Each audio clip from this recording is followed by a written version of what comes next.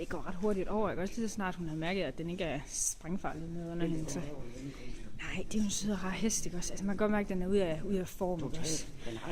Men altså, men det er jo en... Men der er jo selvfølgelig... Altså, ja, selvfølgelig er der jo det. Selvfølgelig er der jo det, ikke?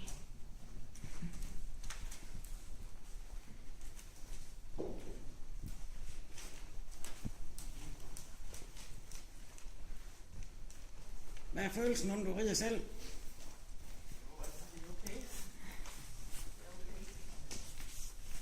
Passer altså også fint i størrelsen, Camilla.